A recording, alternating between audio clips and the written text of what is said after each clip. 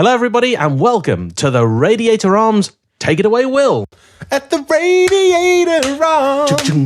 At the Radiator Arms. Come and join James and Will and Ben on this occasion at the Radiator Arms. Woohoo! Radiator Arms. You see, I didn't use a guitar this time round because there's not really enough space to kind of get it here. We've had a bit of a very. We are packed. This is our first episode with an extra guest, which is the lovely Ben, whose car I have reviewed, which is a Focus ST Mark II. Yeah, lovely. And also his dad's Mondeo 2.5 Turbo. Lovely. And as ever, I, James of the JayEmm fame, am joined by the man in the cans, Mr. Will. Hello. And Ant. It is I, Leclerc, and not Charles. We will record this only once, and today's episode is all about road trips. Great destinations, places you have been, places that you want to go. Of course, as ever, we would like your feedback. And drum roll, please, gentlemen. We have an email address. Yep. Now, it's a work in progress, but I would like all of you listening or watching on YouTube to try it. It is landlord@theradiatorarms.com.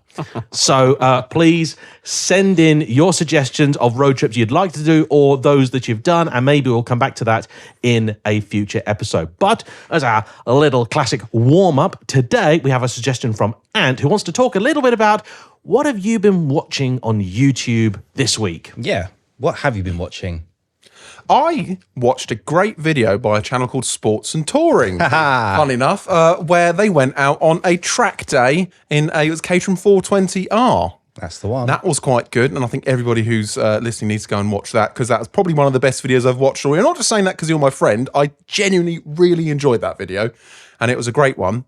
Obviously, the other one I've been watching, Nino, not economically viable. He just did that old what was it? That old he bought a Bentley, hasn't he? Yeah, that was it. The old Bentley. He bought a Bentley Turbo R, I want to say. He did. I think that is the definition of not economically viable. Absolutely. I don't know if you've watched the video yet, James. I've not, no. Okay, well, I'm not going to spoil it for you. It's a very good watch, and you look at this car at the start and you think, that thing's not going to run, but you know, with some luck and some swearing and some staring, he got it going. Old Bentleys, you know, I like to think that I know my limits, and I look at, say, a 15 grand Bentley and I go, nah, I've not got the funds to keep that on the road. So good luck to the man, really. He's lovely. He came to one of our meets. So, he did. Yeah, if you're listening, hi, Nino. All right, Ben, what have you been watching on YouTube this week?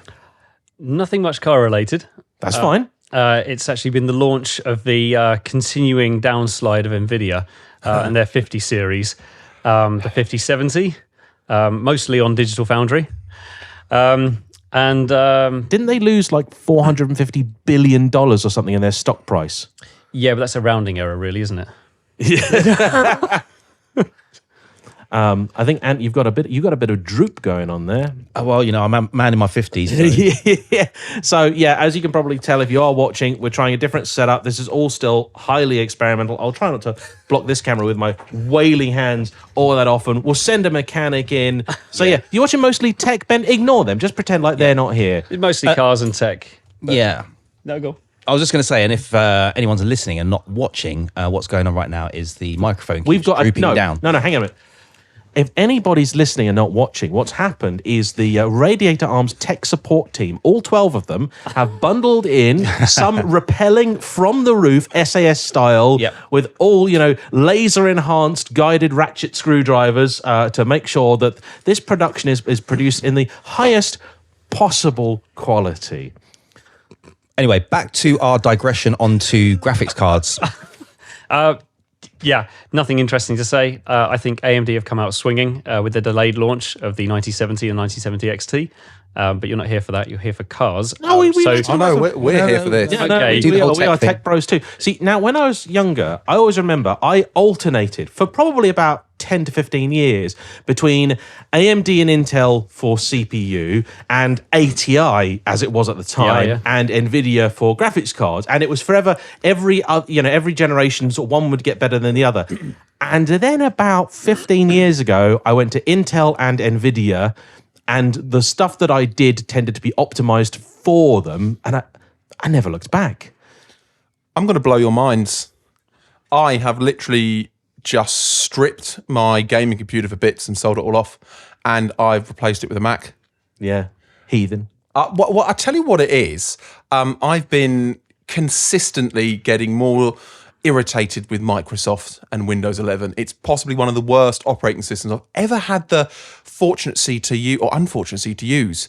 And I wanted to move my PC to Linux because now with Valve and Steam and all the Proton layer stuff, like the Steam Deck, Steam OS, you can play pretty much a majority of the Windows games as long as they don't use anti-cheat on Linux. But the issue is I built my system with all Corsair stuff. I built it with NVIDIA graphics cards, and those are two big things that don't play nicely with Linux.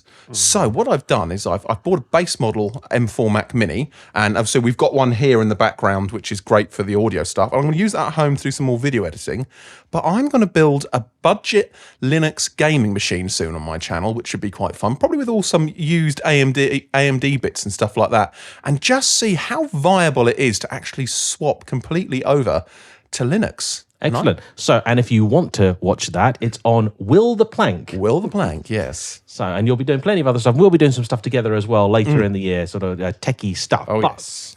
We're here to talk cars. Yes, but I didn't get to say my YouTube bit. didn't. Oh, sorry. No, okay. I'm going to jump in. That's fine. It's okay. I'm just here in the corner. One of the videos that really kind of interested me this week, which is unusual, was actually a video by Mark McCann. Now, he did another... What was he exposing this time? He's always exposing something. But hey, listen, people on YouTube, they click on it. So if you don't click on it, nobody would use exposed in the title anymore. Yeah. But look, the video is about exposing the car theft business and how that actually works. Really interesting. I learned some stuff that I didn't know. How when they ship cars out of the country, when legitimately cars are exported to another country, that kind of leaves a vacant VIN on our records. So people actually somehow buy the knowledge of which VINs have been inactive and moved overseas and apply those VINs to the same spec vehicle that they then steal to order in order to match those VINs. I had no idea that was going on. So what happens is if someone gets stopped with that car, so these cars are sold to someone at normal retail dealer prices. People then drive around in these cars. If they're ever stopped, they replace all the VINs, so the VINs all match up with the license plate. But it turns out there's actually a duplicate car in some other country where that car has been exported to. Yeah. Crazy.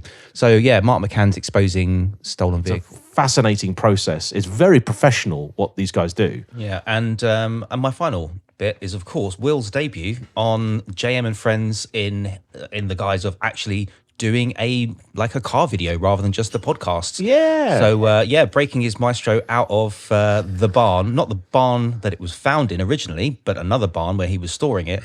And fascinating video about all the steps you have to go through to make sure you revive your car safely and reliably. So yeah, that was a bit of a fun little project. So a little background about me and it comes to YouTube. I've been doing YouTube on and off since 2006.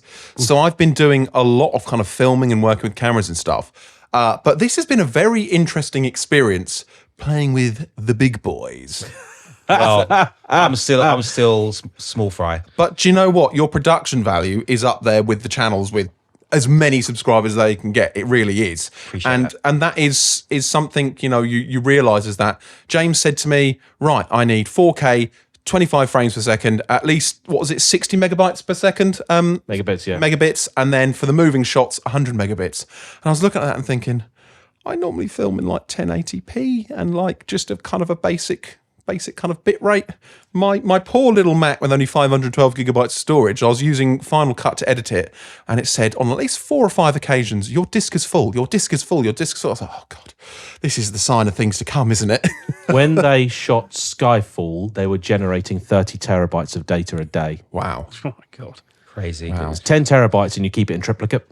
Yeah. Wow. So the big boys world has a lot of data in it. So I'm doing stuff in the background to sort that out to make sure I've got enough storage to work on.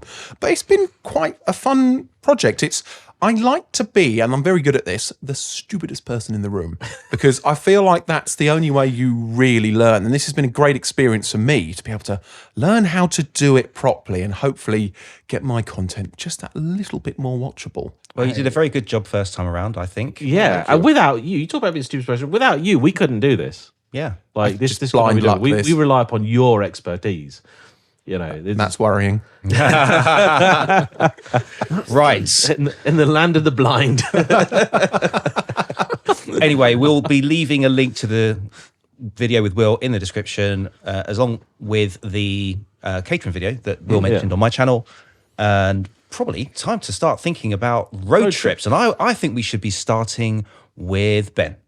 Yeah, Ben, tell us about your favourite or most memorable road trip. What's the furthest away from home you've driven? Like, Probably myself, Anglesey. okay, yeah, so just coastal Wales. Yeah, I did a track day in Anglesey. But when I say a day, it was quite literally, we left in the afternoon. Me and a friend drove there in my car at the time, which is Mark 6 Fiesta ST. And we left mid-afternoon. We got there when it was dark, and we stayed in this little place on the coast. And we were up at like 5 a.m. We were at the track at 7. We did a full track day until about 4:30, 4:45, and then drove home the same day back to Bedfordshire. So that was quite intense. But my first ever road trip was actually when I was 4 months old, and my parents and their 2 friends and their 1 child at the time. So this is in a Ford Sierra. So 5 seats, 6 humans. I ended up being put in a baby carry seat, being wedged in the boot with suitcases around me. And I did from Bedfordshire to somewhere in the south of France. I think we actually ended up in Monaco because my mum said that I was pushed around the Monaco Grand Prix circuit in a pushchair at 4 months old. But I went there and back in the boot of a Sierra. Was this in the 80s? This would have been in late 88. That makes a lot of sense. So we established previously that the previous generation had very little regard for child safety. Oh, yeah. Chuck them in the boot, it's fine. Our parents had not heard of Swedish Plus tested anything. And if you are a parent who absolutely hates the idea of throwing your children in the boot, I would suggest checking out the Dad Cars channel, also someone called Ben, but of different appearance. And he has some excellent content on child seats and what cars they can fit into, especially the cars you wouldn't expect. I actually struggle with that because my Focus at the moment has got these Recaros, and even the back bench is just a 2-seater with a hump in the middle, and they're really quite very tight. So you can only fit a certain number of car seats in there. And when I need to get a booster seat, I found that no booster seat, because of the width, will actually fit in there. So that's just a problem for future Ben down the road. Well, other Ben on Dad Cars has now had a sponsorship deal with Multimac. He does, yeah. And Multimac create these 3 or 4 across child seats, and they provide an adapter that fits into the recesses so that you can have this multiple across child seat. And if you really want to go to town, they'll actually custom stitch and finish the car seats to match the interior of the that's car. cool. Blimey. Yeah. Obviously for an extra fee. And as you're our guest, let's give people a little bit more of a flavour for you. So obviously you're currently driving the Mark II Focus. Yeah. Like, what's your first car? First car was a 2001 Fiesta Z-Tech S 1.6. Okay. Did you learn to drive when you're 17? No, I rode motorbikes from 17 until about 30, but solely until I was about 20, and then I got a car because girlfriend plus motorbike doesn't really work. And then after that, I had a Puma 1.7. Oh, yeah. And then I had a Mondeo, 2 litre, just a Mark III, 2001. And then Big thumbs up. I had man one. there. I had two Mondeos. I know. Mark 1, Mark 2. Yeah, I love your Mark 1. The description of your Mark 1 is perfect. And then I had another Puma, which I loved very much, but died of rust. I had it for 9 months, and I bought it for £2,000, and I was told that it was going to be 600 quid in just basic welding, and that wasn't even to paint what they welded afterwards, because the sills were basically non-existent. You could put your hand through them. And this was original Puma, not the the thing they call a Puma now. The No. True Proper Puma thing. with the Is it eyes. Mark IV Fiesta based? Am I thinking? yeah, it's Mark IV/Mark V. Because when you were talking about the marks in Mark IV and 5 and 6 Fiestas, the Mark IV and 5 Fiesta in this country is quite literally a front facelift. They did nothing else to it. I think the front brakes got slightly bigger as well.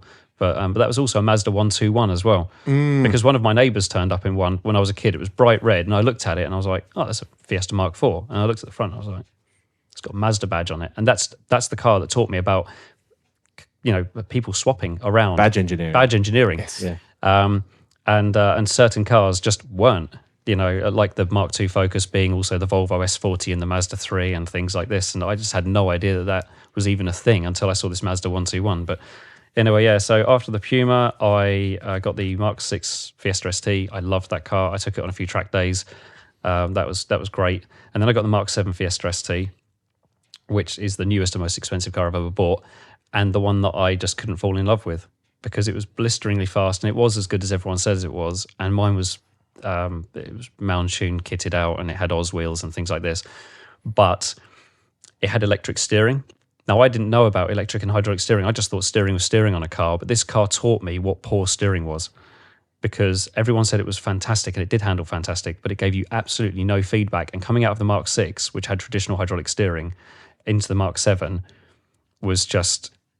I do wonder if something was wrong with your Mark VII, because the Mark VII still steers pretty well. But there's no, you can't feel anything. It should be able to. I don't remember it being that bad. If Mark VII Fiesta ST is your yardstick for crap steering, you're quite lucky. Yeah. But this is another thing that we've talked about off camera a number of times, is that, the other day, Ant and I drove a Peugeot 206 GTI. And it's not just the GTI.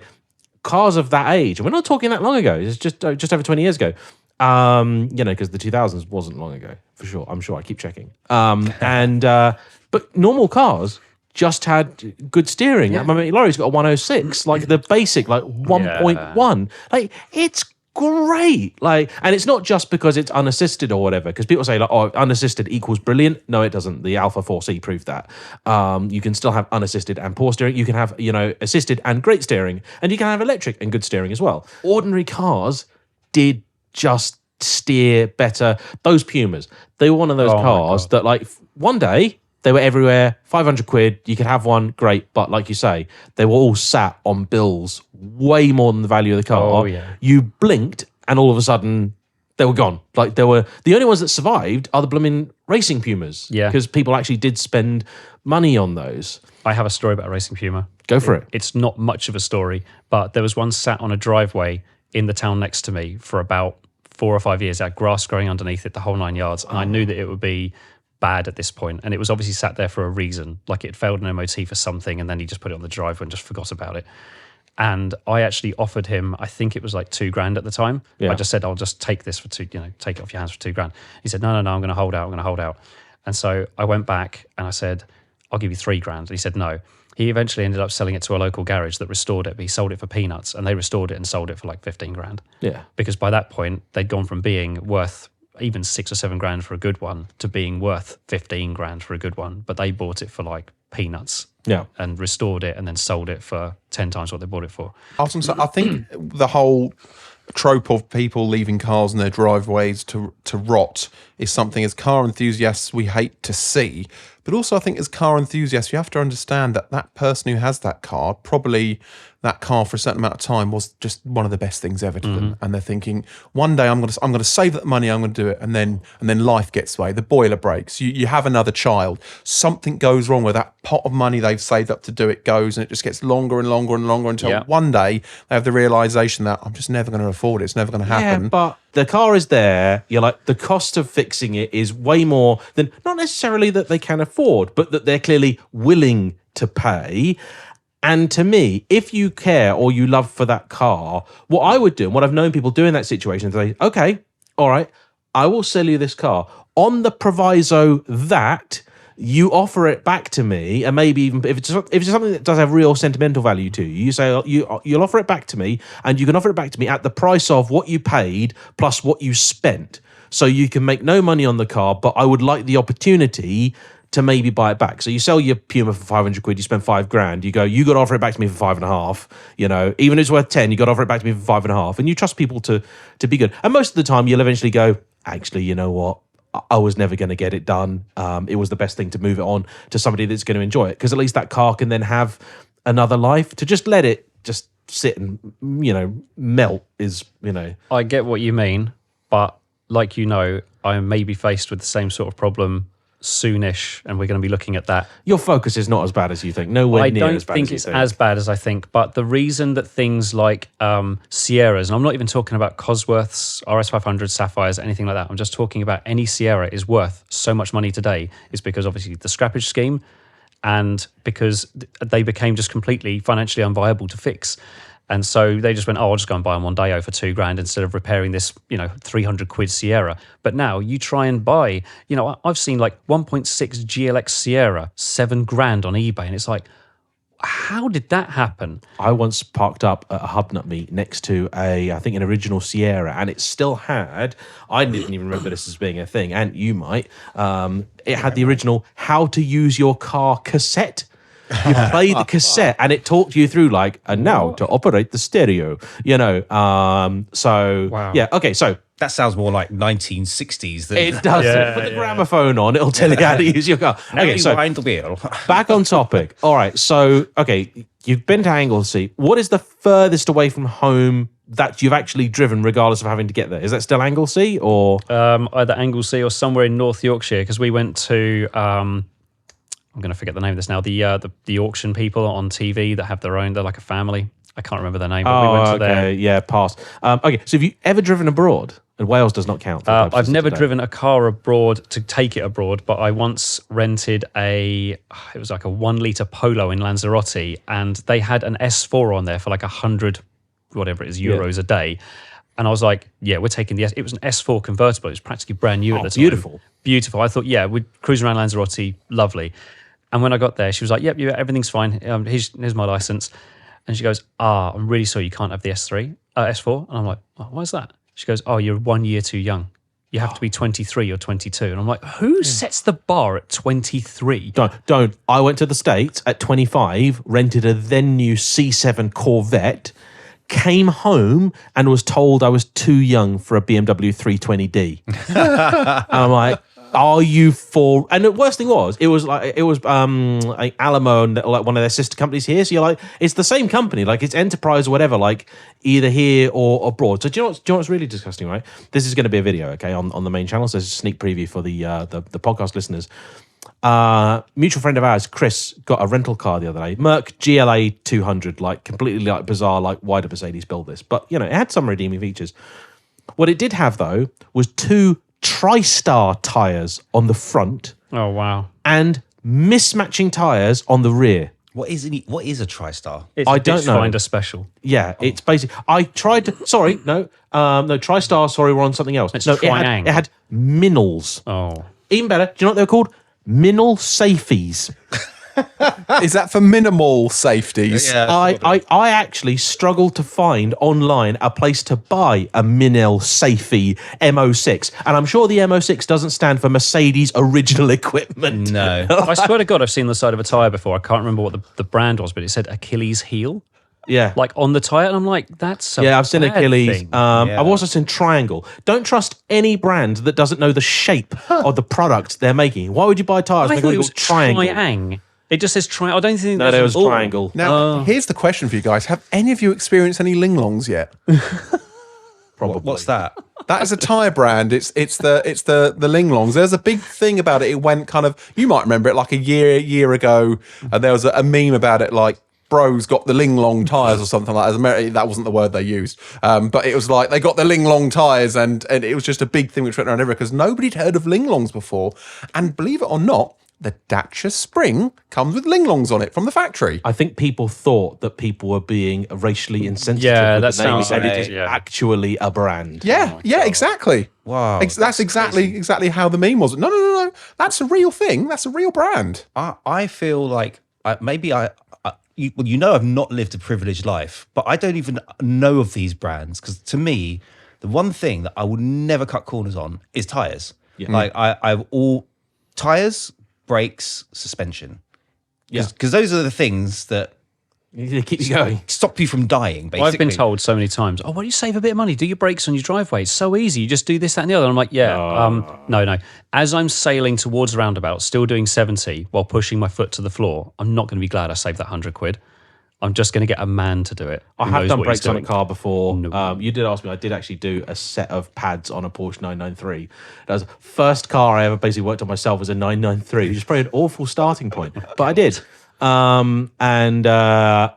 was like, I knew I'd done it right, but I just don't trust myself. Like I just one forgotten pin. Get a man in. Okay, so you did Lanzarote. Not Lanzarote. Yes, Lanzarote. Sort of. They gave me a 1 litre Polo that suffered for me not having an S4. No, okay, fair enough. All right. What's the furthest away from home that you've either driven to or just driven full stop?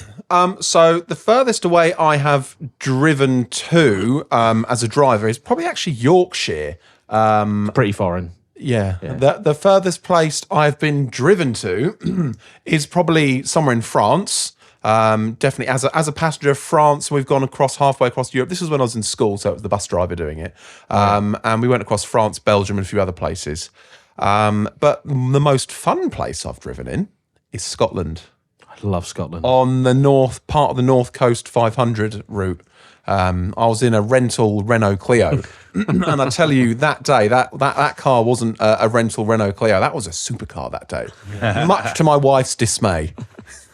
Well, Ant and I were up in Scotland last year for an event that I had on, and there was an opportunity for Ant to take the F12 out for a little bit. And I tell you something, when you get the right road, that car up in Scotland, that's where I fell in love with the F12. I nearly didn't make it back in time because I just wanted to keep driving, and then it was like, oh no, we've got to be back. Oh, turn around. But we've got some nice photos of that, which I'll share with James and drop it in on the video. I mean, I can imagine that. Even in the humdrum diesel Clio, I was having so much fun. We went through Inverness, we went up to the Isle of Skye, Mount Kerrang. My friends had a wedding there, actually, and I, of all things, sung Careless Whisper on the top of a mountain as they were getting married. Great fun. But the car, just some of the roads there, are just... When my health is better... and I'm able to, I want to go back. I want to go back into something a bit more fun. I want to do the road trip to Scotland myself one day. I want to drive all the way up there in something, and then I want to blast it around the North Coast 500. And that's a big box for me to tick off. And I'm going to do it as and when I can physically do it. What about Boxster? Boxster. Yeah. I was going to say, that probably sounds like a good car to do that kind of thing in. They're actually, I shout out if he's listening to a chap I know called Paul. He's got a lot of very nice stuff, including a 675 LT, and had various different cars over the years. But actually, he's concluded that one of the best road trip cars in the world is a Boxster. And he's right, because they're not too big, but you can have fun in them. They're not overly powerful. Certainly the early ones make a really good noise. Ludicrously practical, because you've got the pair of boots. And they just work. Also, if something does go wrong, you're unlikely to be a million miles away from a Porsche specialist or dealer. They make a lot of sense. And you just don't worry about like a $5,000 Boxster in the same way that you would like a $250,000 McLaren. There are roads where you will legitimately just go faster in the Boxster because you're not worrying about the front smashing into the ground and stuff like that. Yeah, a first generation Boxster is on the list of cars I want to own at some point. Absolutely. Yeah, we'll send you out in facelift 986. In my partners. Yeah, that's exactly what she's got. Man. The 2.7. Yeah. It's perfect. The 2.7's enough. Yeah, it's great. I mean, when Ant and I went out to Germany and Austria last year, I had my N400 Aston, which is functionally the very early 4.3 Vantage. And I was so glad that that's the car that I had, because the later ones have big splitters and things on the front.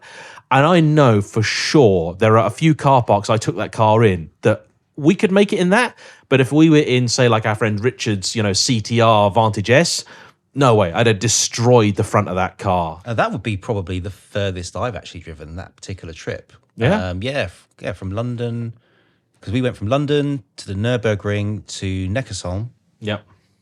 Munich, the Alps, Yep. came back again, and then I drove all the way back up past Cologne, to Cologne, met a friend there, then back up somewhere, can't remember the name of it, and then across back to London. So that's probably the furthest I've ever been. Now, Andorra might have counted, but I flew there. I flew to Barcelona, met you there. Yeah, also in terms of mileage, Austria is further. Yeah. Especially with the detours we took. Andorra was awesome. I got to go back there. It was a beautiful, beautiful place. I want to take the Lambo there. Have you driven in the States?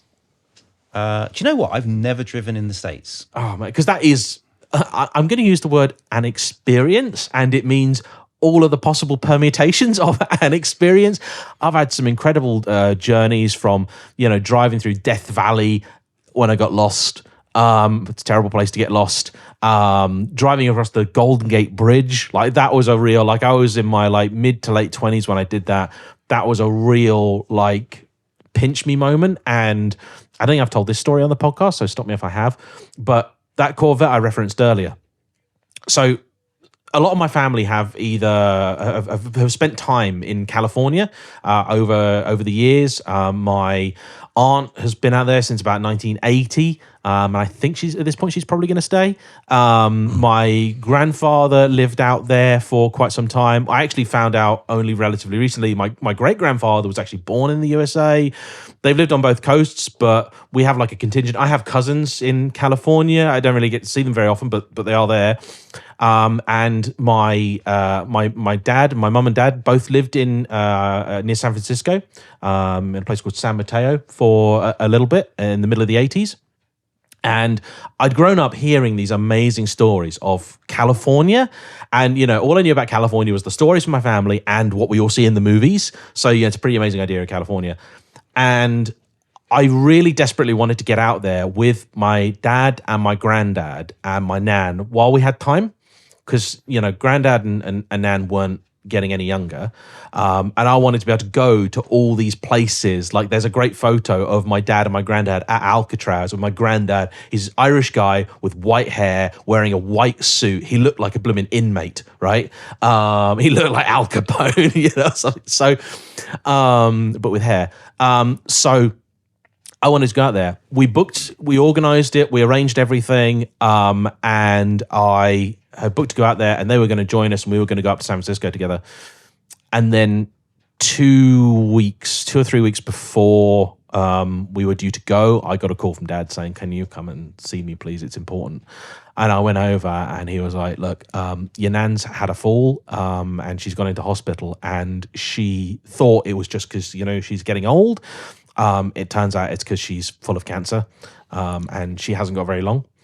And I was obviously quite upset about that, but also a little bit awkward because I was like, well, I'd scrimped and saved. I'd sold a car, my 325 E36 track car that I basically never used, sold that to fund the trip. And doing everything as I did, I was doing Airbnbs back in the day when Airbnb was a way to save money, staying on people's sofas and stuff like that, like doing everything as cheaply as I could to still make it happen. And of course, part of that is no refunds. So I said to them, look, I hope you don't think it's insensitive of me, but I still want to go. And they said, no, go. Look, we can't go, but you must go. Because if you don't go, she will spend the whole 2 weeks telling you that she feels really bad, that she's ruined your holiday.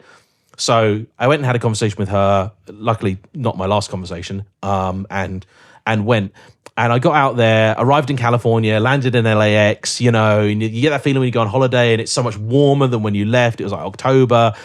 And I was so emotional because on the one hand, I was absolutely delighted to finally be in California, which as far as I'm concerned is like stepping into a movie, but also so upset that I couldn't do it with the family. And I'd rented, because obviously you go into the States, so I'd rented, convertible Mustang or similar. Turned up at the Alamo rental car at LAX, and there were this is 2015, there were these 3 brand new Corvette C7s out the front. And so I went in, and Mum had given me some money to use for emergencies only. And I went in and I said, just humor me. how much is it to have one of those Corvettes instead of the Mustang that I've got? Thinking they were going to say, like, oh, it's like $5,000. And they said, well, you're not returning to LAX, are you? No, I'm returning to San Francisco. And they said, okay, you have to bring the car back here. So how long are you in LA for? Like, okay, a week. They said, okay, it works out at about $100 a day extra. And at the time, the exchange rate was really good. So it basically worked out another 500 quid to drive a Corvette for the week. So I was like, this definitely counts as an emergency. And I paid them the money, got in my bright yellow converted as a Corvette. It's a Targa, yeah. So technically a coupe, but it's a Targa. Drove through LA, and the next morning I was like, because also you're jet lagged, you don't know what time it is. You get up silly early in the morning, and I was like, what is even open at like 6 o'clock or so in the morning? I'm like, not much. But I wanted to go to the Griffith Observatory, which is a great view of LA. And even if you don't know it, you will have seen it because it's been in a zillion films. And I was driving through the park, running through all of the radio stations, roof down. It was like 20 degrees at 7 o'clock in the morning. And the Black Keys Gold on the ceiling came on. And all of a sudden, everything was okay.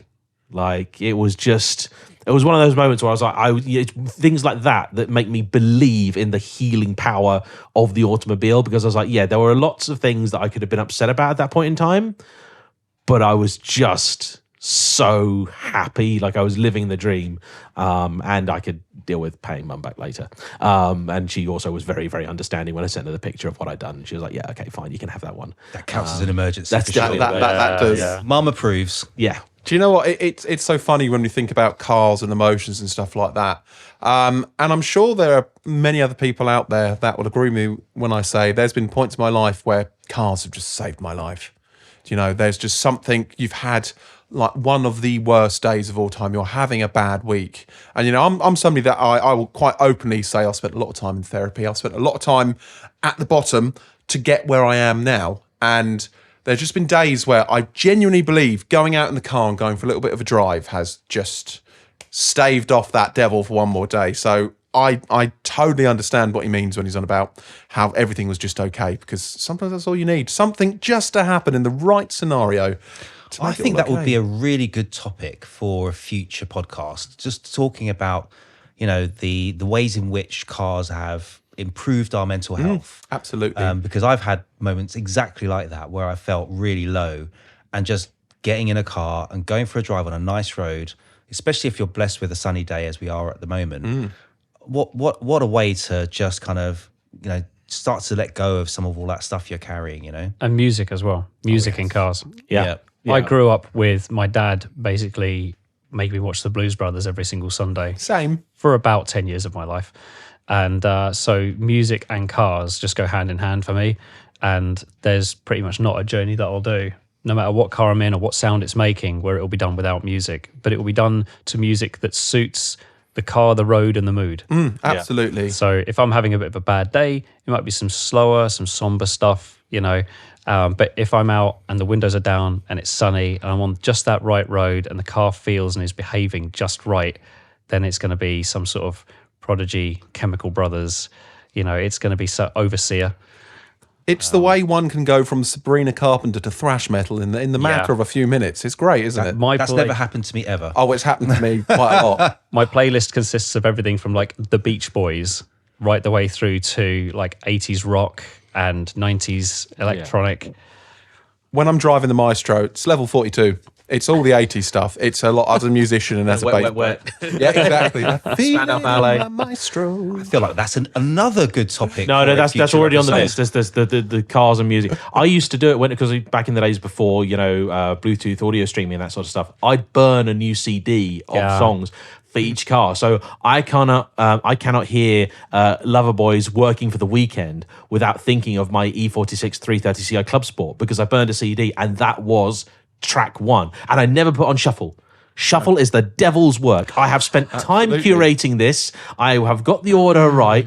And I also get it in my head. I hear one song and I'm like, and if the song that was next on the album doesn't play next, my brain goes a bit funny. Yes. No, I use shuffle all the time because of just the utter randomness of the music. It could be like some proper like grimy late 90s New York rap and then, as I say, like the Beach Boys or, AC/DC would come on. It's completely random. But I wouldn't want to go through 6 tracks of one and then 6 tracks of another. It has to be thrown in utterly random. I totally get that. I mean, on James' side of things, if you've curated the perfect playlist and every song is thoughtfully put out there and it is in order, then yes, absolutely. But I also am a shuffler a lot of the time. I think it also lends itself to the idea that maybe James is a bit OCD. Just maybe. Not a bit. No. Okay, severely exactly OCD. 87.3% OCD. No, my life is ran by forget the OCD, except with music. I had an AD, which for those who don't speak film term lingo, it's kind of like the site foreman of a film set. And he told me this great story about he'd become very enamored of this Eastern European rap music and just like listening to it. Didn't understand, just like listening to it. And then one day, whilst driving to work in London, you get the classic stop at the lights and, the ladies come out to come and wash your windscreen for a pound, whatever. And they walked up to his car, stopped and walked away. So he told this story to a friend of his who's also Eastern European. And he said, were you listening to that music you keep listening to? And he's like, yeah, why? He's like, do you know what they're saying? And he's like, oh, God. No. It was basically, I think the best way I can describe it is Balkan drill music. Oh. And it was like, there are some really quite aggressive lyrics in there focusing on certain groups in the East. And he was just like, oh, this is lovely. This is nice stuff. No idea that he was listening to Eastern European. Well, he knew he was listening to sort of rap, but not that it was like quite extremist gangster rap. Oh, and he's like, they probably walked up to your car thinking you were some like Bosnian gangster and they were from the wrong end of town. And they were like, no, I'm not getting in. And he's this middle-class white bloke from Wandsworth.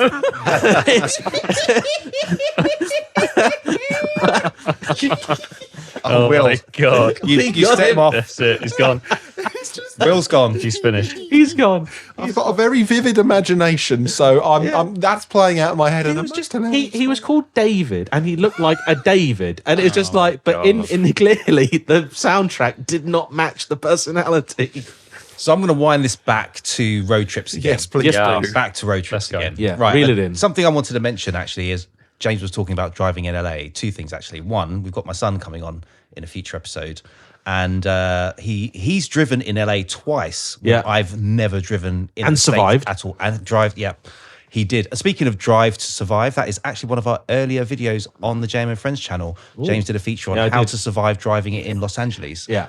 So check that out. We'll leave a link in the description. But no, he drove a Hellcat up the Angeles Crest Highway, and he went back for a subsequent trip, and then he did a C8 Corvette as well. Yeah. Obviously he preferred the Hellcat. Yeah. Because it's just insane. But yeah, so maybe ask him about that when he's here. But back on road trips, what haven't we covered so far? We've covered the furthest, we've covered the first. What's next? Well, future, I think. So, just to put my cards out there, I think the furthest I've driven from home in, like starting from home, is probably Romania. Wow. Not unfortunately work, to do the Transfiguration. Yeah, it was sort of work, but the work was a road trip. So that was pretty good. Obviously, you've done Scotland, Wales, all the corners of Britain. And yeah, in the States, driven both. I did a big road trip around the East Coast, starting in New Jersey, heading up to Buffalo. Stayed with a lovely chap called Joe there. Then down southwest to Nashville. So I think that might hold the record for the furthest driven in one day. I did 730 miles solo. Wow. In one hit. And actually, because it was basically all motorways, it wasn't really much of an effort. Do you not find like you just zone out? Like, how are you staying concentrated on the road when you're driving that far? That is the trip in which I became enamored of Sirius XM. That trip also, again, this is not too long after the trip I just talked about. So it's about 2 years in. YouTube was a thing by this point, but not much of a thing. Wanted to do this big trip around the East Coast. It started as an idea of like, let's go and see some people that are Lotusy guys and basically sofa surf.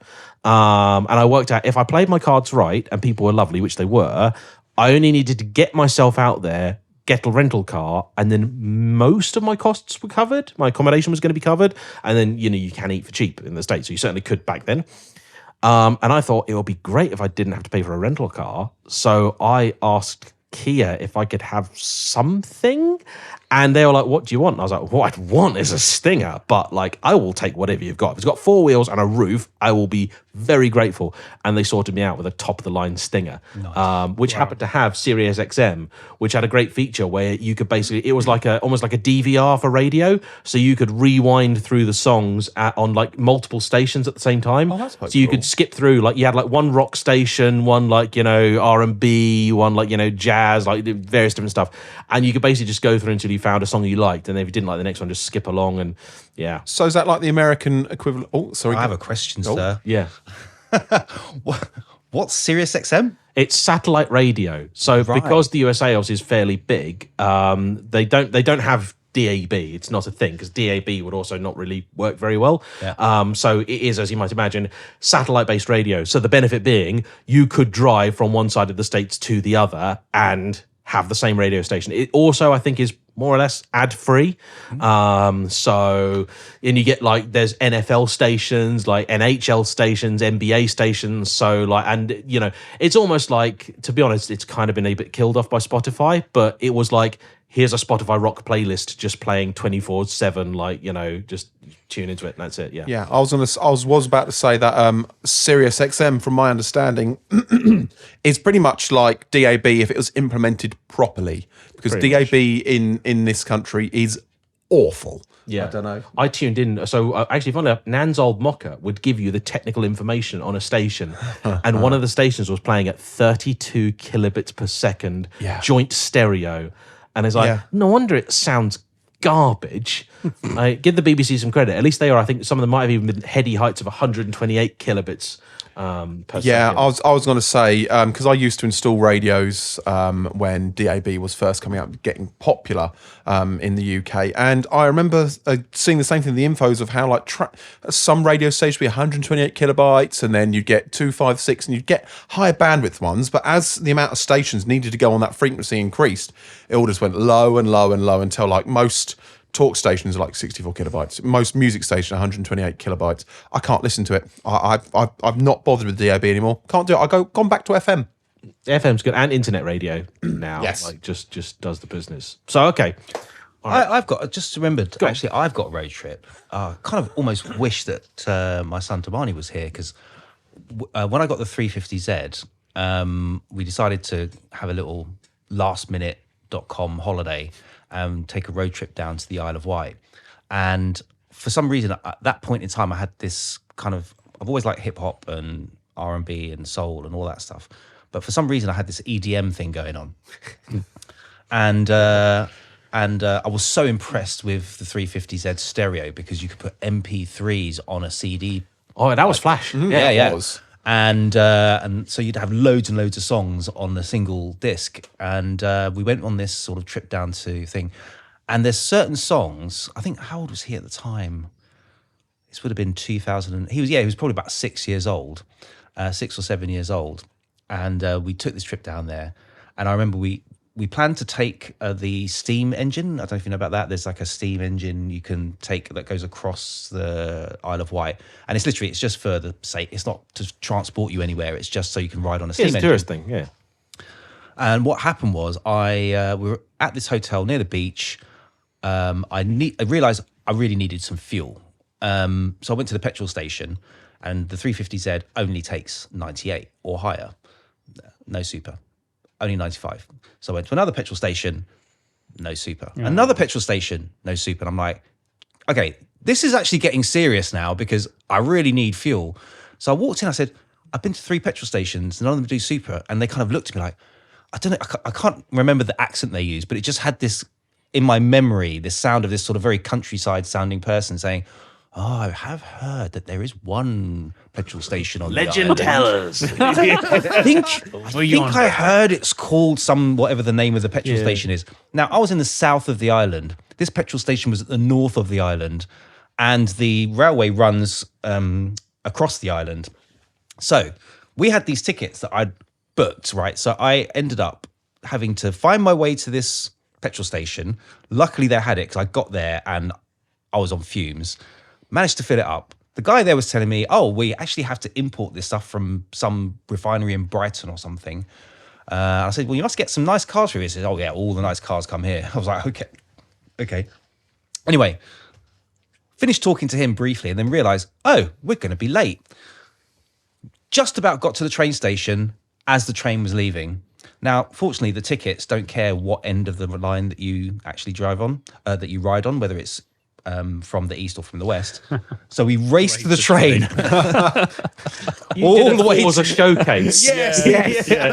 Literally just Horizon 4 showcase. Now it is a steam engine and it's not that fast, but I mean we raced across the island to get back to the other side where the steam engine started, and we actually managed to finally get our trip. But it was just the bizarre idea that I was so used to being sort of, from an area where every petrol station except for the odd one doesn't have super, to an island where there's only one legendary petrol station with super unleaded. It's like when you first drive up into Scotland, and particularly if you're going to the Highlands, like the first thing people tell you is like, if you see super, take it. Like, just do. You're highly unlikely to run out of fuel full stop. But if you are in a car where you can't have the regular stuff, you're like, no, if you see it, get it. Because it might be 100 miles until the next stop, so it's not too bad if you've got a full tank. But if you're already run down, like, I mean, when I drove, so get it back on topic. When I drove from, I did Reno to Vegas, the most soulless, depressing drive of my life. I was with my partner of the time, and you just drive through the desert, which is lovely because it's very different scenery to what we see, but it's just the same for 400 plus miles, basically a straight road. Now, at this point in time, obviously we had smartphones and things, but there was no signal there. In fact, for a large part of the journey, there wasn't even FM radio. There was nothing. To try and find out where we could get somewhere to eat or get fuel, we had to use the car's built-in nav. We found that a town apparently had a burger bar. We arrive at the town, and this burger bar has clearly been closed for quite some time. Okay, all right, where's the next food on our journey? Like, of any description, right? 70 miles. Oh, my God. 70 miles, there's a pizza place, which was actually all right. You drive through lots of proper ghost towns and all that sort of stuff, and past the Clown Motel, which is every bit as terrifying as you think it is, right? And yeah, it was. But then again, to see Vegas coming out of the desert at night, this like shining beacon, where for the last 6 hours you've seen virtually nothing apart from a couple of old wheelbarrows and a windmill. It's just sensational. I quite love it out there. Like, a lot of people go to Vegas and I feel sorry for them because they don't rent a car, and because you don't think of renting a car in Vegas, but like, you rent a car in Vegas, half an hour away is Red Rock Canyon, which is just spectacularly beautiful, and about an hour away is the Hoover Dam. So one of my last visits out there, it was a life achievement. I didn't realise, again, because we're British, we don't understand the geography of the place. The Hoover Dam is like, less than an hour's drive, or give or take, outside of Vegas. And I was like, I want to drive over the Hoover Dam. Right? It's an incredible piece of engineering. Like, it's spectacular. And it used to be the main road. Yeah. Now they've built a big bridge. It's I keep calling it the Patterson-Gimlin Bridge, but I think that is the Bigfoot film. Or is that it's one of the ones that's a Zapruder film. I think that's Kennedy being shot. And the Patterson-Gimlin thing, I think, is the Bigfoot film. But anyway, there's this big bridge, which is now the motorway. So the Hoover Dam itself doesn't really get traffic unless you want to drive over the dam. And it's just again, I've only seen it in movies. It's really, really cool. So, anybody got any future stuff planned or hypothetical? We know you will want to take a car, probably the Boxster. You can borrow the Boxster up to Scotland. And what's on your radar? Oh, you don't want to know. My dream road trip is the Gumball 3000. I know. I'm one of those people, but I have been dreaming about this.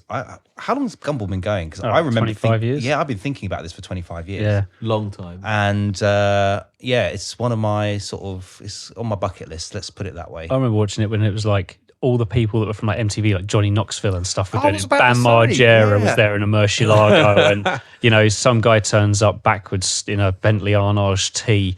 you know, and just Didn't some of the guys do it in like an old Jag or something like that? I think it was like a really old Jag. Yeah, there's always one of them there with like a car done like a German police car and stuff like that. It's Yeah, and back in the day, it seemed somewhat attainable because, at the time, I think it was between sort of around £25,000 when I first started looking at it to do this trip. And it's one of those things. It's a once in a lifetime thing. For someone like myself, it's not something I would anticipate doing every year. Well, I'm not against it. But now it's like, I think when they had their 10th anniversary trip, I think the price went up to something like 60 grand or something. Didn't somebody do a video and it was like $200,000 to do it, basically, like all in? Well, yeah, because it depends on where they start and where you are, because you've got to get your car to the start, and you've got to get it back from the finish.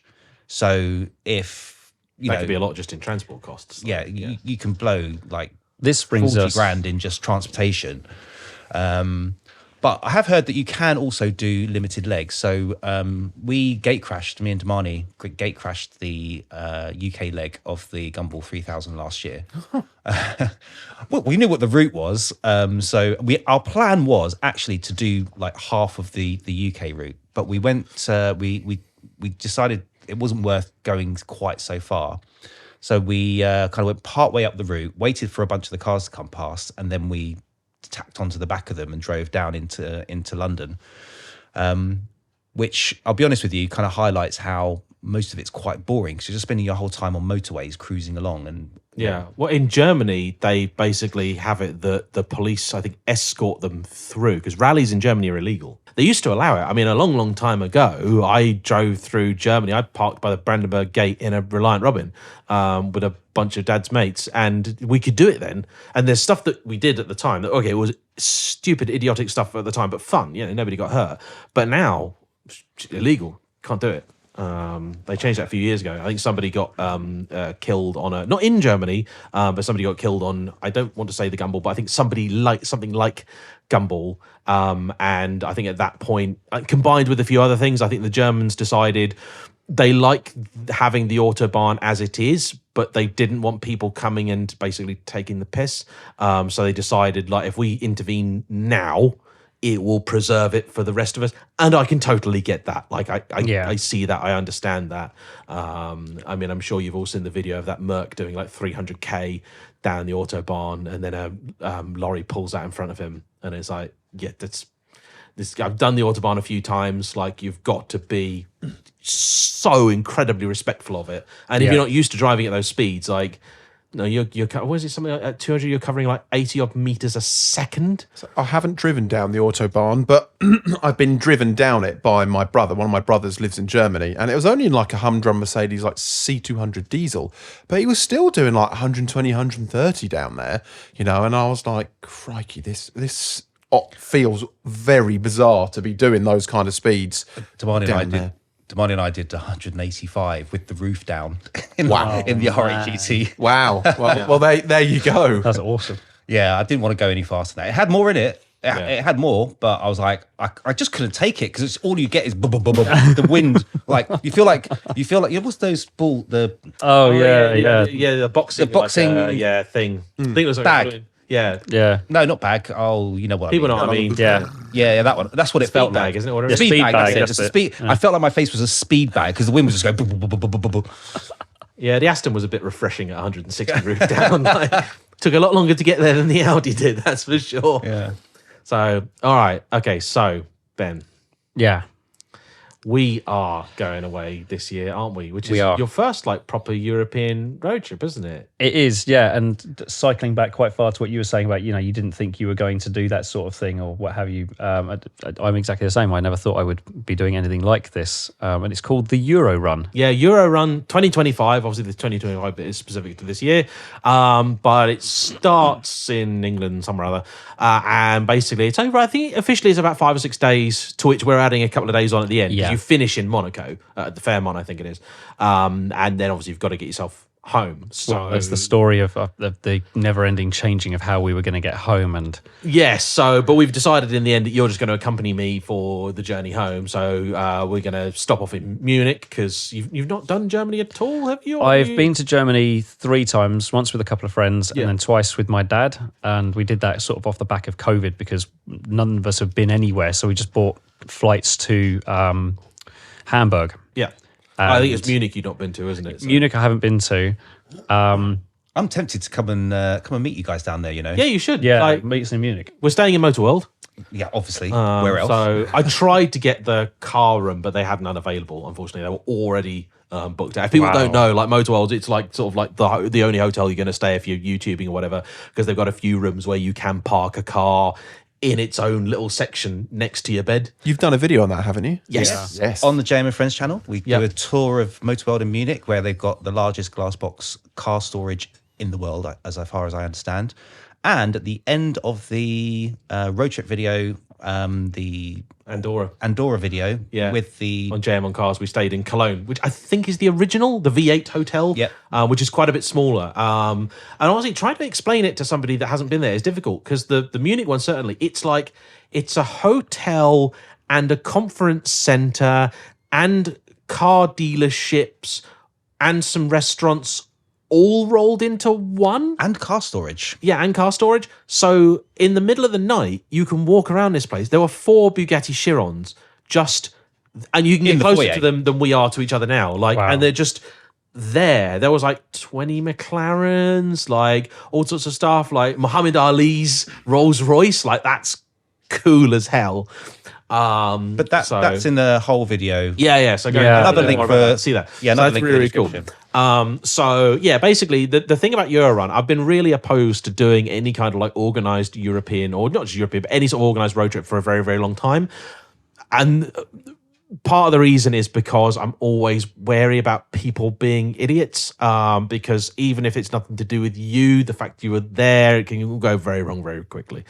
But this event does it a little bit differently, where they basically organize your hotels and your meals and what in the evening, and you obviously have a start point in the morning and a finish point in the evening, and how you get from one to the other is entirely up to you.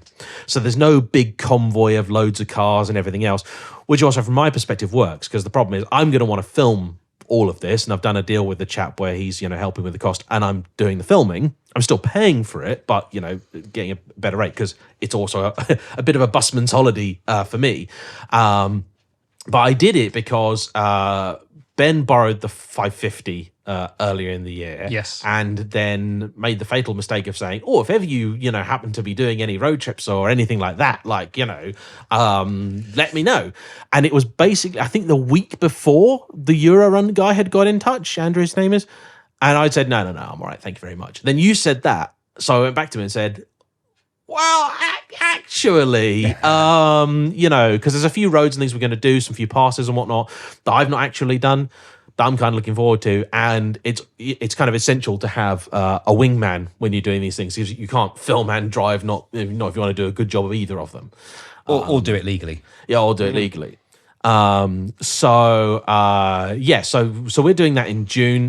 People that want to join us are very welcome to. In July also, I'm going, not with Ben, I'm doing the Le Mans Classic with Team Longestine. So if people want to come and do that, there's still tickets and everything available, and they can either email me or check the links in the description below for either of those. And sign up for your newsletter. And sign up for the newsletter, which I still need to write Marches. I'm a little bit late on that one. But Ben has been left in the lurch for ages because he doesn't know what car we are taking, and I have been teasing the ever-loving heck out of him, because I know you want to take the Scud, but also you haven't tried the F12. Yeah, and by the way, that both of you two about an hour ago were describing the F12, it makes me think, I've driven the Scud, and it was just an almost out-of-body experience. It was just fantastic. Yeah, it is. But I haven't tried the F12 yet. By the way that you were both describing it, like it nearly making you late home and falling in love with a car and things like this, I think, there may be a problem when I drive the F12 even further to choosing F12's a funny car because it is a car that in half an hour you'll know nothing about it more than you did when you started. You really need at least a weekend. Yeah. In truth, Well, months. That brings me on to two things, really, Yeah. because I've got a head versus heart situation. Yeah. My head says F12 because it's got nice, comfortable seats. It's got sound deadening, plush carpets, more storage, Yep. and all the other modern amenities that would make a road trip very pleasant and still pleasurable with its 730 horsepower.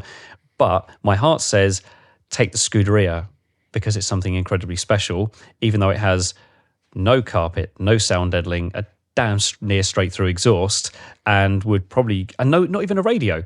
No. So it's going to get, not that you would need a radio, but it's going to get quite testing quite quickly. And also the seats are wafer thin bits of carbon fiber with more wafer thin bits of padding on them. So, but I just think when you look back in like 30, 40 years time, where you're telling your grandkids about the road trip you did before the petrol ran out, do you want to say, oh, I went in the comfortable car because it was the sensible and a nice option? The nice, or sensible F12. Yeah. Yeah. Or did you take the screaming V8 track car that people instantly raise their eyebrows and go, you did how many miles in that? But how, you know, It's actually surprisingly comfortable. I was really impressed when we did all those miles back from Andorra. I was like, We did is 1100k in a day. he's sealing the 430 for just further and further for me to do it. 100%. The only thing is, I mean, you know, you just have to have a great relationship so that you can just keep each other entertained while you're on the way. We were practicing his quiz questions. Yeah. And I was testing him with my own quiz questions, which were not even close to as hard as the ones he was just coming up with off the top of his head. I was actually going on the internet to try and find these questions. I'm locking this in now. I have a feeling that you're going to say to not take the Scud, but I'm saying Scud. All right, gentlemen, should we put him out of his misery? Put him out of the misery. Yeah, there's another option. Okay, so I'm really hoping, I've taken a complete gamble with this one, right? Oh my God. So don't ask how. Don't ask what had to be done to achieve it. But I have twisted Ferrari's arm, and they are giving us a 296 GTS for the week. No way. Yeah. Way. That took a lot of effort to not swear in the middle of the bright yellow convertible, 830 horsepower, brand new. Oh my God. You let me, over this last week, stress about which one to take, knowing the entire time that this was going to be the answer. This very podcast has been planned for about a month. Yeah. 6 weeks, something like that. Yeah. I sorted that out a while ago. And I was only saying last night about yellow. The reason we're going to the Ferrari Challenge is we're picking it up from the Ferrari Challenge. Basically, there was a lot of logistic tomfoolery because normally you can only get a Ferrari press car for about 2 or 3 days, and we're having it for basically a week and a bit. So I managed to convince them to let me come and get it from. It's going to be at the Ferrari Challenge at Brands Hatch, basically as a show off car, like because it's part of the press fleet, and we're going to take it directly from there.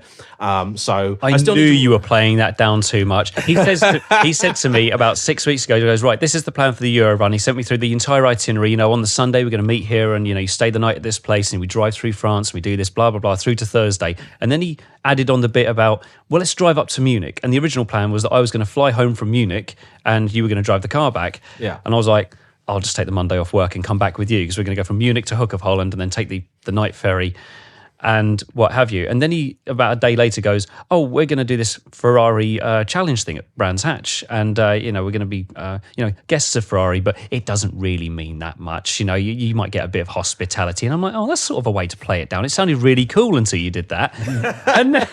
and now I know why. Well, we'll send you the link to the Ferrari Challenge video we did last year so you can see what to expect. That is amazing. Thank you. So it's quite funny because you and me, Ben, we met for the first time last week, didn't we? Yeah, it was last Saturday, I think. Yes, it was. And the entire time you were there, I had realised I'd just been told what car you were taking on this trip. And I see you put up, we're sitting there, we're talking about my Golf and talking about your car, and I'm sitting there going, he doesn't know, he has no clue. I mean, it's always possible something to go wrong, in which case the F12 and the Scud are there as, the Top Gear backup car. Yeah, I know. I would still like I'd drive in the F12 just to experience it. No, we'll sort you out for that. That's no problem. But the way that you just said, you can't really learn about it in half an hour. You can't. I remember when I first got it, I know this might sound really, really daft. Obviously, I'd reviewed the car 2 years before I bought it. And it was quite amazing. When I was younger, I did a short film and we managed to get a guy to come to the thing with an F12, which at the time was just like, this is just, they were a brand new car. This is an ungodly thing. This is just like, it's like somebody parking the Starship Enterprise outside. Like, it was amazing. And then to actually get the chance to drive an F12 was amazing, courtesy of my friend Guy. But I came away from it a little bit cold because I just felt like I hadn't got the chance to experience this car. And it was just ludicrously powerful, and didn't help that it still at the time had its original Pirellis on, which was shot. Like, you couldn't get it out of the car park without it trying to go sideways. I then basically did a deal. Things happened, and I found myself unexpectedly in the position where I could buy the damn thing. He'd put Michelins on it by this point in time, and then it gripped in the wet better than it did in the dry on the old Pirellis. But I picked it up. It's actually a day kind of like today. It was like mid-February, but nice. But the day I picked it up was the only nice day that we had for months. So I drove it and I used it, and I was like, yeah, this car's quite nice, but I don't really think it's all that. It's 740 horsepower. Like, it should 740 horsepower should be more than nice. You know, I was like, I was a little bit underwhelmed. And I was up in Scotland, and I've been sort of starting to get to know the car, and you work your way through the Manatino. And the way to drive these cars, you work your way through the Manatino settings slowly. Like, you start off with sport, and only when it's like 20, 25 degrees plus, and you're on roads that you know, do you then start to use like race. So you're going to start learning all about the Manatino, because I'm going to talk you through all the stuff about this car, right? The 296 is the fastest car I've ever driven. Wow. It's bonkers. Yeah. I mean, I've not driven the Spider, but it's not really going to be that much slower. But yeah, it's country mile fastest thing I've ever driven. But it's also a really friendly and accessible car, which is, I think, one of the reasons I wanted to do this, because I've got a couple of videos I'm going to make, and one of it is going to be like, you know, you've only had like really a couple of minutes behind the wheel of some of these things. Like, you've got virtually no experience with these sorts of things. Oh, and it's been interesting I am to see complete noob. what you feel like then doing like a 2,500 mile road trip in this. Do I tell him how much it actually costs, that car? Yes. I guess. Okay, yeah, let's go on, guess. Okay, I reckon it's probably is it obviously it's a Ferrari press car spec'd up, isn't it? Yeah, it's probably going to be something around the 390 to 410,000 mark. Geez, a good guesser. 392, I believe, that car. There you go. Yeah, so Ferrari's PR is generous with the options list. Don't scratch the carbon. What's the excess again? I know what the excess is, and there is basically a bit there going, if we think you are being an idiot, you are paying all of it. Oh my God. And so I'm not going to tell you what that is. I'll be nice. Please don't. I want to enjoy the car. And you will. You'll. Trust me, you will. I was driving along, and I found a road, and Scotland is quite good for roads they're demanding technical roads, but with excellent visibility. So in England, we like our hedgerows and things. So even when you know the road, you have to have a bit more caution. Scotland, they're a little bit more open. So there's no oncoming cars and no deer about to try and suicide themselves. So I was driving along, and the stereo in the F12 isn't great, but I had it on, and then something terrible happened. Techno Syndrome, the theme tune from the Mortal Kombat film, came on. Here we go. And the next sort of 3 minutes were a little bit of a blur. And at the end of it, I'd fallen in love with that car. Yeah. I was just absolutely blown away by what it could do, and how just friendly and accessible and engaging it was. I mean, that's the other interesting thing about like modern supercars. We've talked about this a little bit before. New horsepower and old horsepower are not the same at all. Like, I would be way more wary of driving the 550 in the wet than I would like this 296, even though it's another like 340 horsepower or whatever on top, and lighter. It's just, aids have come on so far. I remember actually, because I was helping you with the drive-bys on the 296, and I remember there's this particular road, it's very straight, and it was empty, and James said, all right, okay, you haven't really put your foot down yet. Put your foot down. He said, trust the car. And I put the foot down, and the car was just squirming like all the way up the road. I think I got to about a gear higher than one. At 59.9 mile an hour. At 59.9 miles an hour. And it was squirming constantly. But it managed it all for you. I mean, as long as you keep the front wheels pointing in the direction you want it to go, it just kind of sorts the back end out for you. I was absolutely blown away with how good the traction control was on that, as opposed to another car we were talking about earlier today, which was completely the opposite. Yeah. Yeah. I have a very quick tangent for you, since you talk about how you fell in love with the F12 then. Yeah. At what point would you guys say, when you bought your cars, that you fell in love with them? So you're focused on, say, the Lamborghini, because I assume they're cars you both love, Great right? question. So when was it you fell in love with that car? Before I bought it. I actually, it was one of those relationships where at first we hated each other. And every time I looked at it, I was like, I just don't like those orange bits on the car. I want to get rid of them. And then I looked at it again, and then I looked at it again. I was like, oh, actually, if I just wrap this little bit here a different color, that would look actually quite cool. And then I looked at it again, and then I went to see it in person, and then that was it. I think he's fallen in lust. Yes. Yeah. What's the difference? I also think the orange bits look great. And you're a man that's not averse to orange bits, because look at the hoodie you're wearing. Orange accent. Listen, I did that because I drove the Lambo today. There you go. Oh, God. Tart. Love it. I saw your Lambo in a video before I saw it in person, and I thought, the orange, okay, it looks all right. And then I saw it in person, and I instantly liked it. That's exactly how I felt. Yeah, same. Yeah. I gotta be honest. I was looking at it going like, oh, it's a shame about the orange bits, but now I'm like, In person, it suits because they're all in the right places. And then when you see kind of the pearlescent white paint with it as well, yeah. you just go, okay, that makes sense. The people that did that, There's they knew also what they were flake doing. in the orange paint as well. Yes. So it's not just like a flat orange; it sparkles in the sun, and it really does. Yeah. Look, it's an amazing car. And then when I opened the door, obviously I was expecting the sea of carbon on the door card because that's just standard Superleggera stuff. But all of the carbon options on that car are there. And the orange stitching, I think, is the finishing touch, because most of the Super Legs I've seen have always had like white stitching or a sort of silver stitching. I've never seen one with, actually I might have seen one with green stitching once. yeah. But that would be like an ad personam option. Well, Ant was kind enough last weekend to take me out briefly in it for about 10 or 15 minutes, and the sound and the rawness inside is probably matched only by your Scuderia for just a lack of concern for the driver's hearing. Rather. That Capristo exhaust is wild. I thought it was perfectly balanced, that exhaust, actually. I remember, maybe that's just because I'm half deaf I was from all just about the to years say of that. amplifiers.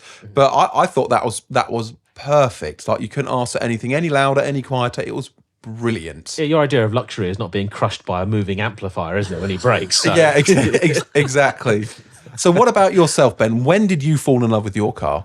I'm not going to lie, it's very cliche. I fell in love with it on the test drive Okay. because I didn't actually want to go out and buy a 5-door Focus ST at all. I certainly didn't want a grey one. I wanted a Focus RS. That was the Mark II Focus RS in Ultimate Green, or whatever it's called, Ultra Green. And that didn't happen because I got married and had a child, so funds were less. But I still wanted that motor. That was what I wanted. I didn't care if the car was older than the car I was getting out of. I just wanted that engine. And I took it on a test drive, and a friend was with me. And within 10 minutes, it was just, that was it. That was the one. I went out to buy a blue one or possibly a white one, but I'm glad I didn't get the white one now because they're impossible to do any paint on because it's like a 3-stage pearlescent paint. And I was like, I don't really like this grey one, but it's got the correct spec. It was ST3. It had a lot of bits done to it that I would have done anyway that have already been done. And I was literally 10 or 15 minutes into the test drive, and I was like, this is brilliant. And it wasn't brilliant so much just for the noise or for just how comfortable the seats are, because they are very comfortable. It was the steering. I went back to the Mark 6 because it's hydraulic steering, not electric. And immediately I came out of being in the Fiesta for nearly 4 years, the Mark 7, and not enjoying it, to immediately, even on just some 40 and 50 mile an hour dual carriageways and roundabouts, enjoying driving again because the steering was that good. As you mentioned, the Mark II RS, that's one of my favorite cars. And actually the green or the white would have been the colors that I would have wanted in They that are, as well. if you were to ask me to like represent like a perfect time and place, like 2000s Britain, like that Mark II Focus RS is just a perfect specimen of like, there are large parts of Essex you could have driven that through and been worshipped like a god. You know, they're not my sort of thing, but like I respect it so much for what it is. I would, in theory, I haven't yet driven one, but hopefully that will change that. But I like the idea of the Mark IIs, and I especially like the idea, if money was no object, of getting a really good clean one and doing an all-wheel drive conversion on it. Oh my God, yeah. They could have done that though. They had the Cougar at the time, which had four-wheel drive, and they'd even put the 2.5 litre engine into the Cougar, the same as they did with the Mondeo and the S-Max. Yeah. But for some reason, they just stuck with front-wheel drive, even though it hit 300 horsepower at that point, and all of their competitors... Money. It's an RS product. People will buy it. It was 30 grand for the Lux 2-pack when it was brand new, or 31-ish. If they'd put the four-wheel drive system in it, it would have bumped it to 35 grand, and it still would have sold like hotcakes. Yeah, but that would have taken time and effort and cost a lot of money. It's the R&D is the big issue. It's not the cost of the parts. It's the R&D. Yeah. Like even for example, like on the Mark III, on your one, Yeah. on the RS version, the radiator at the front Yeah. was from a van. Right. And that's why it's got a blanking plate on it, is because it overcools the engine. So they put a blanking plate on it to cover up some of the fins in order to Yeah. leverage it. So it's just a constant battle with R&D overheads. And also the penny pinchers. It's also just them being realistic. Like, as much as I do bemoan companies like Ford for doing stuff like that, like, the only reason that they could ever sell cars like that for the price that they do is because you can platform share with other models in the Focus lineup. Yep. And as there wasn't a Focus 4x4 already, under the skin, the amount of bespoke work they would have had to have done would have been enormous. I mean, look at the GR Yaris. Like, everybody's complaining that the new GR is a lot more expensive than the old one. The reality is, I'm pretty confident that old one sold at a loss. Like, the amount of bespoke work, like body and mechanicals, to go into building that car and to sell it at 30 grand, like, nah, no way. They were losing money on those. My brother actually has one of those. Yeah. He has the new Yaris on I think it was a 2021, and I have driven it, but before saying about driving it, it's not really a Yaris. It's mostly like, it's got a Corolla roof, but it's been like chopped down. And if you actually look into that car, you're right, at 30 grand, there's no way they made a penny. They made a loss on every single one of them. They had to put a drivetrain through the car where there was never one before. And if you got the track pack, you got the two diffs. And it is really an amazing car, but it was a very frustrating experience for me because my brother's had it for almost... Well, we were at Goodwood this year, and he saw a bunch of Yarises, like the hydrogen-powered one, that they had there. And he said, I really like them. I'm going to go and look at one. This is on the Saturday. On the Sunday, he goes, I'm booked in to see one on somewhere in the Scottish borders, near where he lives in Yorkshire, sort of like up that end of the country. And by the Monday, he texted me and said, I put a deposit on it, and by Friday, he picked it up. Yeah.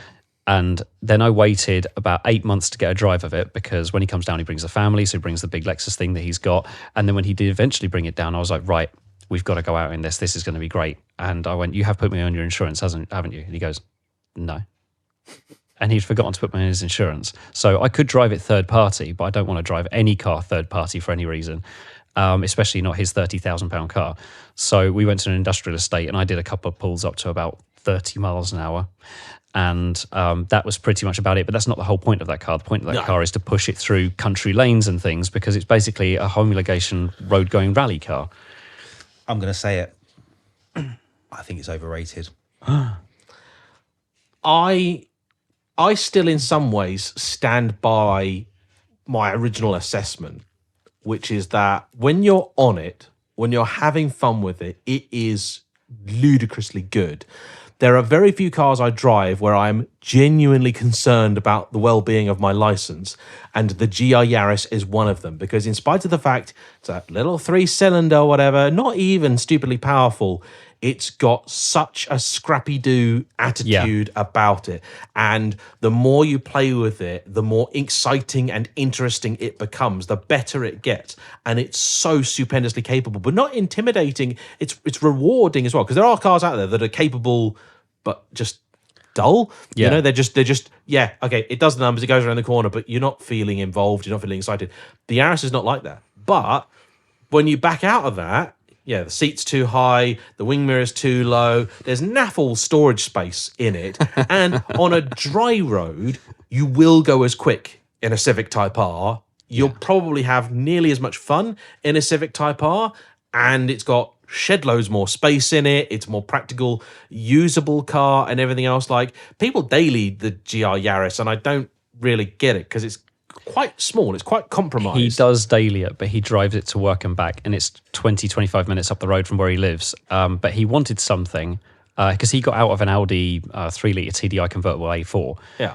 But he wanted something that he could just drive year round, that he knew was going to start every time he pressed the button and would just be reliable.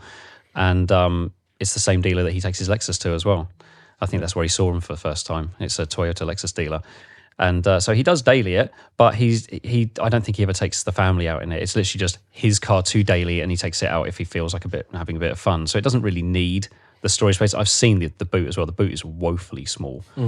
And the space in the back is token, like it's child seat capable. It's not human capable. Yeah. I mean, I think it was a combination of all of the factors around the seating position, the steering wheel, the steering as well. I drove it around the Millbrook, the Alpine route. Oh wow! So it was on a proper. So you got a really good idea of. Oh yeah, to drive. yeah, and I gave it some. There's no opportunity to lose your license there. You might get kicked off for the day if you go too fast. But yeah, I thought it was okay. I just thought the overall experience for me, maybe it would have been better if the seat was a little bit lower, but I just thought it was over. I'd heard so much hype about this car, and then when I drove it, I was just like, it's good. I think we need to appreciate the fact that it was even built, because homologated road-going rally cars are a thing of the 80s and early 90s. Yes. Yeah. And it's not a common thing at all anymore. I think that the GR Yaris is probably the last of the breed that we're going to see where a company like Toyota, a big company, are just going to say, sod the accounting side of things, we're building this and it's going to be brilliant. And I do feel truly sorry for them, because it was supposed to run in the 2020 WRC, the actual WRC version of the car. And I think it's the only homologated car that was made so that you could rally something where the race car didn't actually get ran. I think it might have done later on, but yeah, it definitely, in its first iteration, the homologation, actually, they pushed it back because COVID, to save money. And, we got to be so thankful for people like Akio Toyoda, because without a petrol head at the head of a company like that, no way was that ever going to happen. Like, for all, his ills, it's why people like Piech over at VW, had these moments. Like, the Veyron only existed because basically of the I'm not sure what I want to call it arrogance, because I think that's maybe not accurate, but the boldness and determination of an individual to say, I don't give a damn what it costs, we're going to do this. Phaeton. Yeah, Phaeton, exactly. All right, so I want to wrap us up fairly soon. Now, just to do that, I want each of us to have like an ideal car and destination. Now, for me, I know this might sound a little bit random, to live out childhood fantasy, it could be terrible, but until I actually do it for real, it's going to be brilliant, okay? While it's in my head, it's brilliant. I would love to drive around the island of Oahu. Test Drive Unlimited. Test Drive Unlimited. Okay, and inspired by the fact that doing a bit of research, Ben came over to mine last night. We were watching some old Top Gears. Oh, yeah. Do you know what? I want to take the Ford GT. You've taken my car. Well, you can borrow it as well, right? Okay, because we watched the old Millau Viaduct episode with the GT, the F430, and the Zonda. And do you know what? Yeah. I would still absolutely, of course, love to have a go in a Zonda, but I think that's never going to happen. But the Ford GT, God, it's 20 years old now, 22 years old now. It's still just drop dead gorgeous. Although we were looking at some of the parts of the interior where you're like, ooh, that was a bit cheap and nasty and Fordy. And even the new Ford GT, we got to sit in Shmi's Ford GT. And okay, it's an incredible car, but you do sit in it and go, right, would it have killed them to put some nice stuff in here? Apparently the answer is yes. But yeah, go on, Ben, where would you be taking your Ford GT? I'll have a yellow one. You can have your blue and white. Or is it white and blue? White with the blue stripes. Yeah, class. Yeah, absolute class. The side stripes, not the OTT. Yeah. Do you know what? I don't actually have an ideal road trip beyond what we're doing on the Euro run, because I wanted to do that like a decade ago, on a shoestring budget in a Fiesta. But I would now say that I've always had this thing where I wanted to do what Clarkson did, where he raced the sunrise. Yeah. From west to east coast in the UK, and he left at sundown and arrived to watch the sunrise. I've always wanted to do that on the shortest day of the year in the summer, whenever that drops, June, July, something like that. And I'd probably want to do it in the Jag to make it authentic. Or if I'm being really nostalgic, I'd like to drive from where I live to the south of France in a black J-Reg 2-litre GLX Ford Sierra Sapphire. So I could do the first ever road trip that I went on in my life, but actually do it for myself in the car. No, that's something special about that. That's cool. That's cool. And what about you, Ant? Ooh, good one. I think I've always wanted to drive I can never pronounce it, Transfiguration in Romania. Romania road. What car? Ooh, do you know what? If this is just a fantasy, right? Yes, it is. Anything you want. Dream big. A Miura. Yeah. A Lamborghini Miura. Not you wouldn't go Italian job opening? You wouldn't go the hills in Italy? No. Yeah, Miura. No, I can see that. I mean, I love those cars. See, I actually remember thinking they were affordable at one point. Yeah. See, like the Countach is one of those cars where I'm like, I would love for somebody to drop a Countach off at that road for me.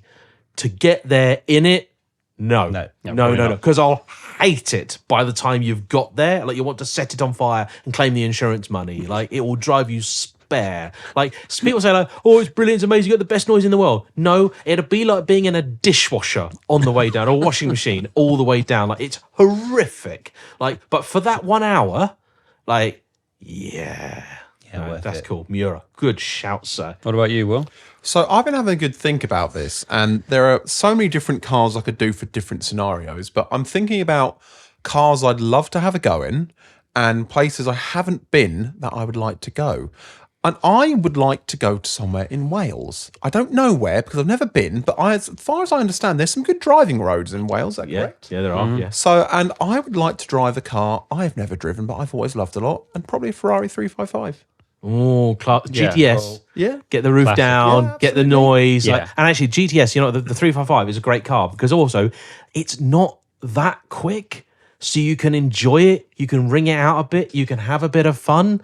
Like a modern day box store, basically, you know, beat a 355. And it makes good noises all the time. You don't need to be. But that's the thing for me. Like I'll often say to people, like, look, a 550 is a better car than a 355, but the 355 is a better Ferrari because it looks good and it sounds fantastic. So I also still really want to have a go one day, hopefully, in a 348. I know that, like... Oh, yeah, you and Andy got a thing for the 348, haven't you? There is. I keep going back and seeing the overlay footage of that black one you drove. Yeah. I think it had the yellow, was it yellow fogs and stuff as well, or something like that, possibly. Yeah, the old French looking, yeah. And I just look at that and think, do you know what, that's a car, if I could, I'd own.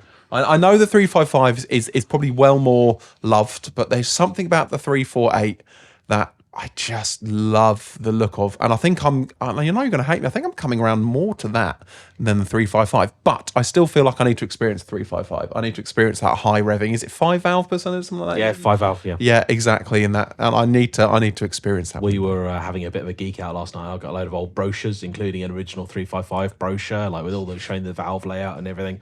Oh, it's gorgeous. Anyway. That is enough for today. We want to say a huge thank you to our guest, Ben, for coming and joining us. Thank you, Ben.